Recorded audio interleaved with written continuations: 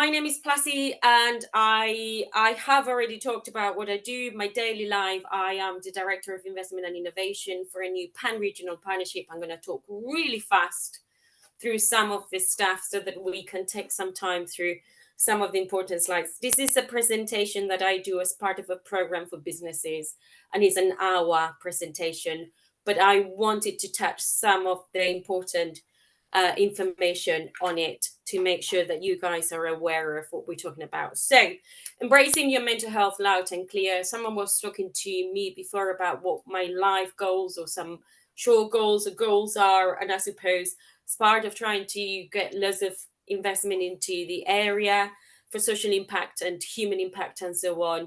My goal is to actually talk about your mental fitness as we talk about your physical fitness, because it's very important that we carry on with the conversation and we practice active listening as well as active talking. So one thing I'm going to ask you today, and there's going to be a few bits of this around, it's to actually either write on a piece of paper now about how you feel. How are you? I know we're all buzzing because we've had 2 sessions of incredible networking, and you guys are awesome and you are very supportive to each other. But how are you in one word? And write it in the chat if you want it, or write it in a piece of paper. And I am really, really scared at the moment. And that's why I like to share it with you, because it's very important that we do. So I am scared. And we're going to move on to the next one. We're going to be talking about numbers. We're going to be talking about some of my best friends from childhood. You're going to meet them. We are going to be talking about a toolbox. And I have made this very particular because I know some of you work on your own. One-man band businesses, 2 people, 3 people, but small businesses. And it's very important that you actually stop to look after yourself as well, because if you don't do that, no one is going to be able to do it for you, and we don't want to get to the point that it's too late. A little bit about prevention, that I have learned to be very proactive now. And then Laura has told me that we can break into groups later on and have a little bit of a chat. So mental health, it's referring to your emotional, psychological, social well-being, how you're feeling within a social environment, how you're feeling emotionally, how you're feeling psychologically. And all of those 3 combinations are a cocktail that will impact in a negative or positive or neutral way in how you make decisions, how you relate to others, and how you talk to yourself and get through your day. And I'm going to talk to you about this. So there are a few numbers that every time that I talked about, people just go, wow, I knew it was bad, but I didn't know we were going into a mental health crisis. And because of COVID, there is a huge crisis coming our way. And I know I start on a negative, but we're going to start on a positive, which is part of this journey as well. So stick to those numbers. 56 billion, 100 billion, 5 in a classroom, 1 in 4, 300,000. Some of you will be familiar with those numbers. Some of you, most of you will not know the 300,000 for sure, and probably are shocked to see that 5 in a classroom number as well. In terms of if you're an employer, there is a lot of data, and I'm more than happy to share loads of reports that have been done with you if you want to dig deeper a little bit more. I'm a mental health first aider. I'm an advocate for mental health in the workplace as well, certified. I'm working towards getting more certification going forward. But if you look at how many days are lost in terms of work, and this is just pre-COVID, because numbers have not coming through at the moment, it's quite shocking that that amount of millions of work days are lost to mental health in the workplace. These are some of the mental health categories or issues or problems that you might be struggling, or some of you might be struggling. If you look into the Mind website, which is a great website, by the way, if you need to just find more information. You will find around 30, more than 30 mental health categories listed. I can bet you a tenner, and I am the daughter of a former gambler, that most of you at one point in your life experienced 3 of them. And you will be shocked to actually see that most of you have experienced a mental health issue in your lifetime, because we go through life thinking we're okay. We go through life saying, I am fine, every time that you get asked, how are you? Some of those ones are a little bit different. I know people who experience 3 of them at the same time, which is quite tough. And I know people who have experienced 12 or 13 of them in their lifetime. You don't have to suffer schizophrenia or have a being bipolar to actually have a mental health issue. This is why it's so important that we talk about mental fitness as well as we talk about your physical fitness. So you have a migraine, you get anxious, you get back, you suffer with a little bit of anger sometimes when you're frustrated. Let's just talk more in those terms instead of not talk about it. We're going to move on this one, and I'm going to give the presentation to Laura, Sarah, and Pete so that they can share it. One thing that I wanted to spotlight for you guys, and I do apologize if any of you know anyone with an eating disorder in your life, is that eating disorders claims the most lives as a mental health category. And most half of those ones, or 62%, according to BEAT, which is the Eating Disorders National UK Association, start before the age of 5 nowadays. And actually, I know people who still struggle with the eating disorder at the age of 70, because I used to run a self-help group for eating disorders in Oxford for a few years. Okay, this is where we are going to be bouncing a little bit, and we're going to play a game, because I think it's very important that every so many minutes we do get into a little bit of let's just get you involved. These are 3 of my best friends. I've known them since primary school, secondary school. We do have Mari Carmen, we do have Carmen Maria, and we do have Mari Reme. And yes, if you were born in Spain during the dictatorship, most likely your name had Maria in it. But some of us, or some people, didn't have it, which is one of the things. Mari Carmen has got triplets and is happily married. Remember that. Carmen Maria is a divorced single mom of a 12-year-old boy called Rodrigo. And Mari Reme is a single woman, divorced, but with no kids. So those are the 3: Mari Carmen, Carmen Maria, Mari Reme. I feel like I'm on a TV program at the moment, trying to get points for you. One of these wonderful, beautiful Marias was happy, she was charming, she was beautiful, she was joyful. But unfortunately, when she was growing up, suffered with a lot of self-esteem, body image, no confidence whatsoever. So she went down the route of developing an eating disorder for about 10 years. She struggled with bulimia and binge eating. And every time that there was an issue with anything that she couldn't cope, she will go down that route, to the point that she got really sick. Luckily, a friend spotted the signs and sat her down and started the conversation with, I love you so much. I believe you are hurting yourself. Can I help?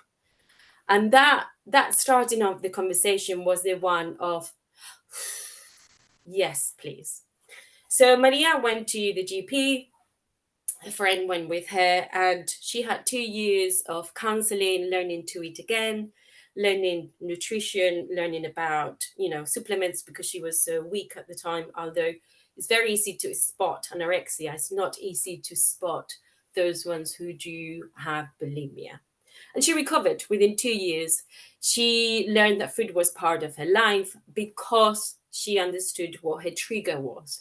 And as difficult as that was, she managed to do it at the time.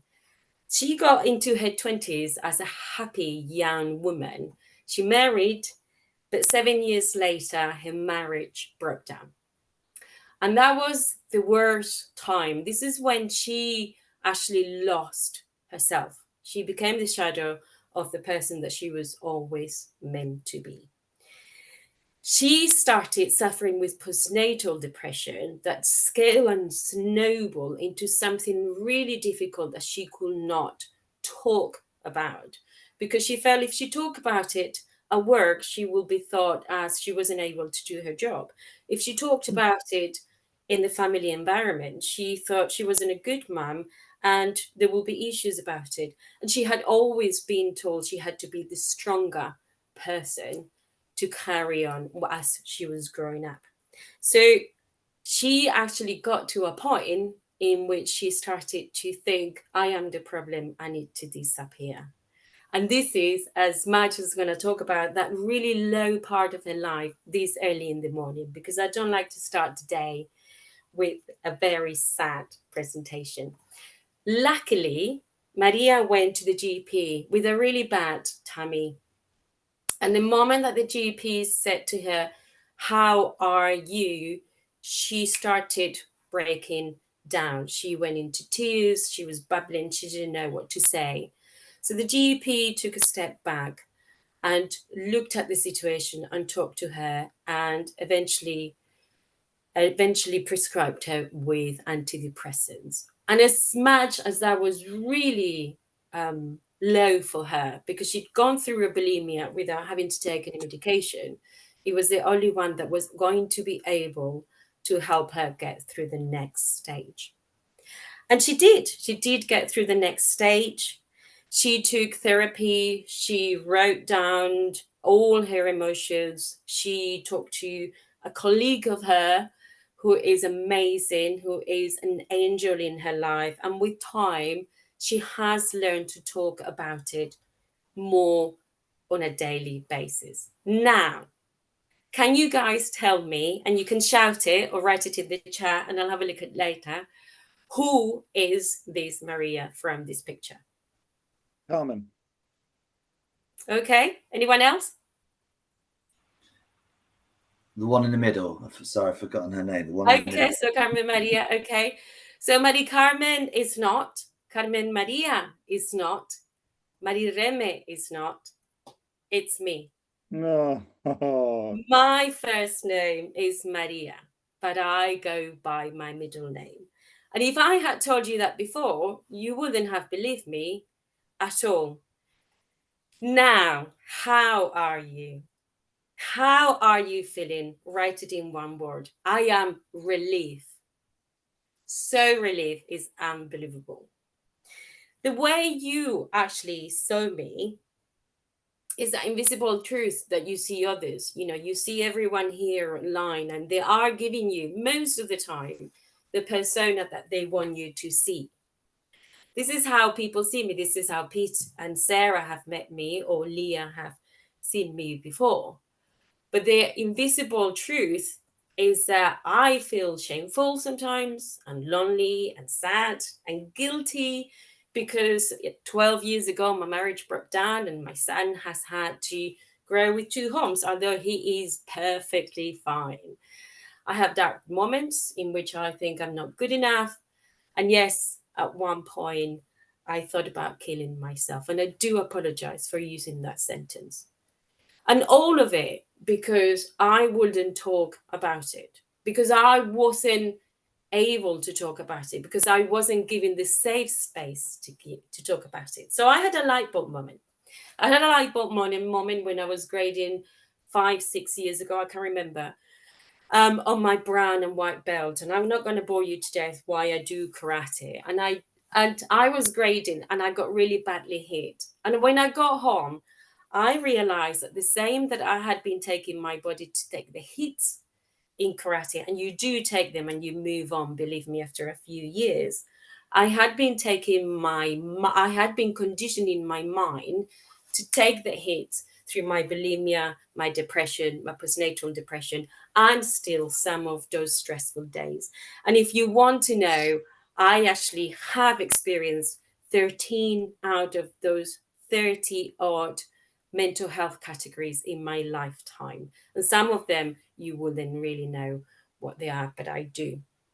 So we're going to go through this with a lot of positive attitude and a lot of energy, so that we start the day thinking we do have the smallest toolbox in the world. And we are going to talk about 7, but if you can see, I've got a little tiny measuring tape. That's 1 and 2, and you later, guys, are going to go and work out your 3rd toolbox tool.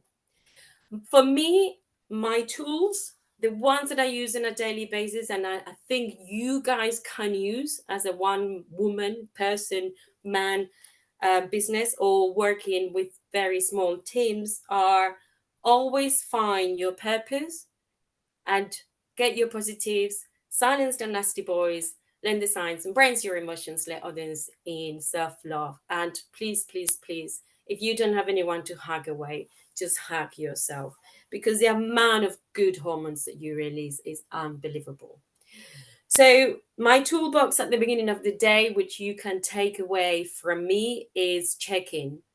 Second coffee of the morning, which I'm still on. It was very early today. I actually asked myself, how am I feeling? What emotion is overwhelming me? And when I do that, I actually talk it out loud. And if my son is at home and I can talk to him first thing in the morning, I actually tell him how I am.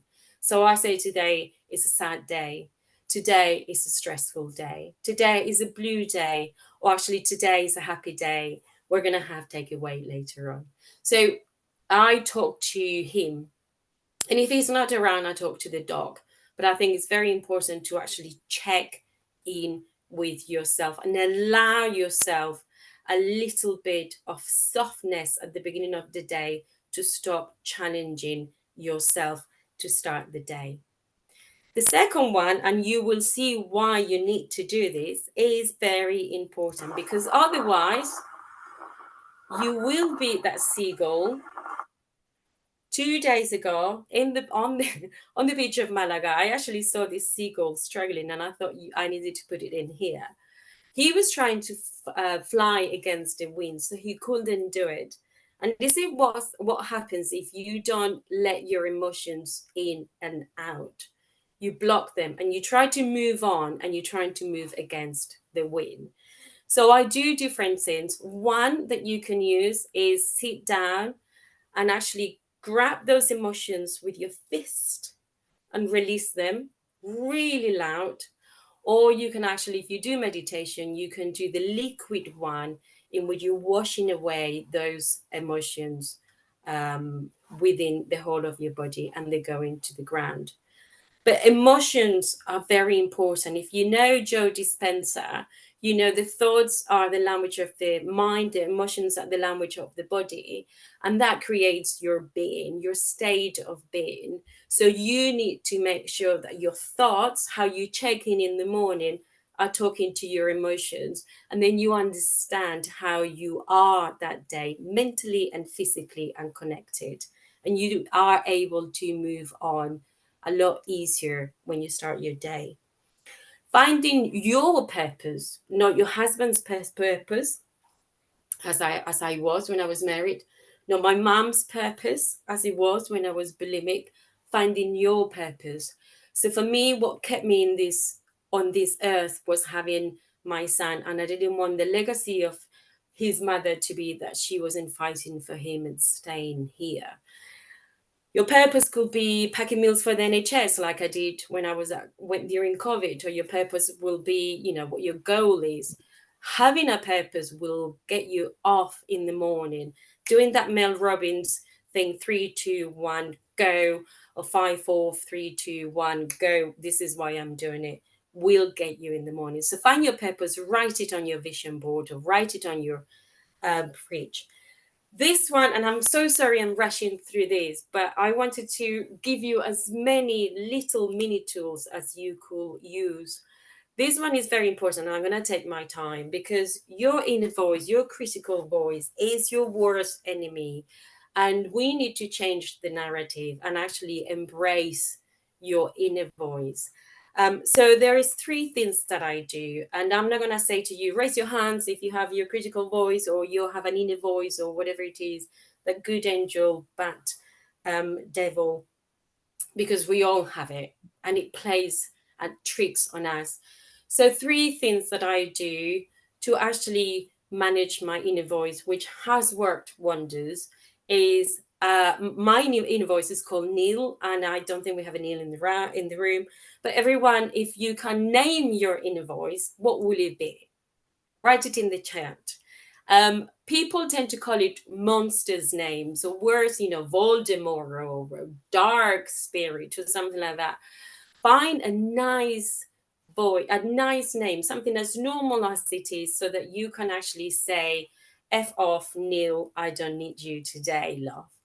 So that it's not a monster. So there is someone that you can actually have a conversation with and go, no, today you're not talking negative to me. Today is a good day. And you can actually say, Neil, you are getting on my nerves on your bike.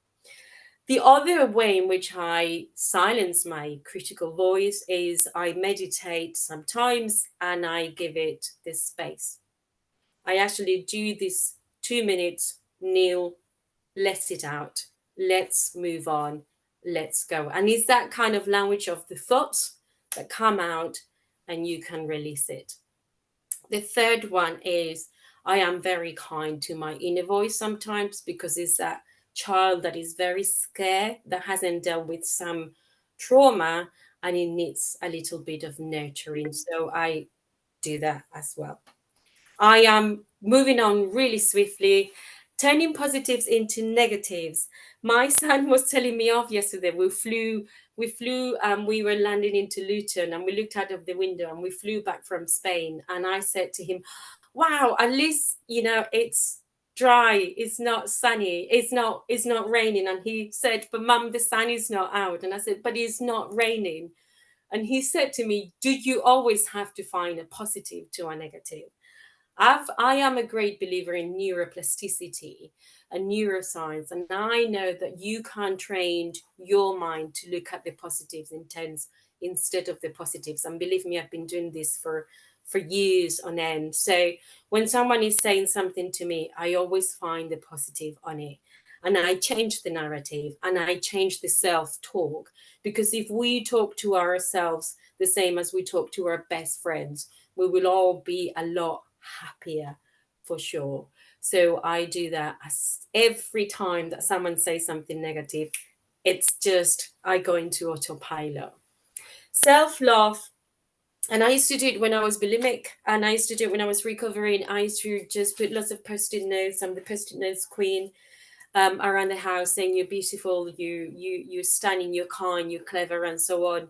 I do a lot of self-love in other ways. I got myself to go to see Jim Quick, and we were talking about offers the other day. Again, because I'm a great believer, we now should be training our brain instead of just reacting to how we feel and understand what happens to us. Most people think that self-love is just having a candle and lighting it up. I think self-love is possibly having a nap if you need to slow down, or actually self-love is just doing a little bit of mirror work, telling yourself you're proud of yourself, or getting a nice new dress to go to an awards dinner. Whatever it is, just do something for yourself every day and you will see how you increase your mental fitness. Lastly, is finding your tribe, is finding someone that you rely on, is someone that you can talk to and you can also relate to and active listen. And this is where I went so wrong. For 10 years, no one knew I had a bulimia. For many more years, since my son was born and he was 6 months old, and I started suffering from postnatal depression until probably 2010, when I went to the doctor and I was diagnosed with depression. I didn't talk to anyone about it. And it got really bad to the point that I will stop talking to people and I will just rock myself, because I didn't know what was happening to me. I wasn't in control. So talk. just whatever it is, whatever is in your mind, talk. And I know that Pete and Sarah, you're massive advocates of talking about your feelings and on LinkedIn. And I so appreciate that you do, because we all need to do that more.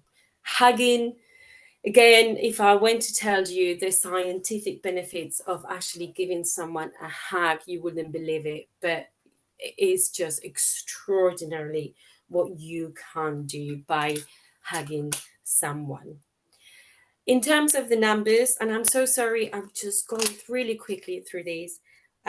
56 billion pounds are lost a year for poor mental health in the workplace, and over 100 billion that has increased actually to the economy. 300,000 people, 300,000 people, and this is all numbers from the Stevenson Family Review, who will have lost their jobs because of mental health problems. But if we all put £1 at work into mental health initiatives and procedures and schemes and support, the return for in terms of coming back into your bottom line is around £5 to £1. So those are quite extraordinary numbers. Now let's talk prevention. This is quick, nearly the end of it. How do I now manage my mental health to the point in which I am joyful and happy? I talk to people that I'm comfortable with. I call them my angels, my safe space. I will talk to people at work that I know I can talk to about mental health, so that there is no burden for them, because people don't know how to react, by the way. So you need to train them when you talk to them about mental health, and tell them a little bit of the story of why you do it. I see beauty and joy in everything. I see light. I'm proud to support the karate school, and I am a senpai. I help teach karate now, which I started 10 years ago. I journal. I have a mindfulness routine. Walks are very important, because being close to nature, I feel worthy and I am present. And the picture on the left side of the screen, as I look at it at the bottom end, is the Ukrainian refugee group that was started in Bicester as soon as the war broke down. And that gave me an amazing purpose to actually help during times of crisis. But what is very important is that you change your self-talk. So when I was very depressed and I would do something in front of my son, I would say, oh my God, I'm stupid. If something will go wrong, I will damage the car, I will break something. Now I always say to myself, I am human. I changed the narrative. It took me so long, because his face when I said I am stupid was just a picture. He just didn't understand why I was saying that to myself. So I am human, and I love being in this world now. If you guys want to look at something that is new, to look at the spectrum in mental health in the workplace, check out the Mental Health Continuum. It's very good, because you are able to see how your moods change. Sometimes it's just being moody, it's not having a mental health issue.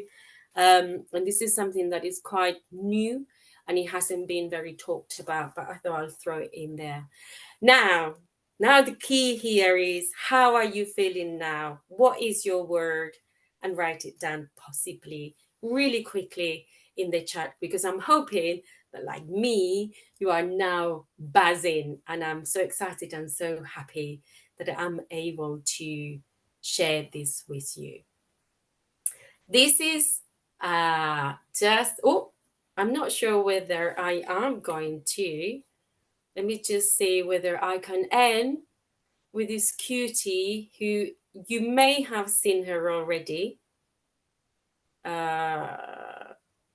Continue with it. Look, there we go. Okay, we're on.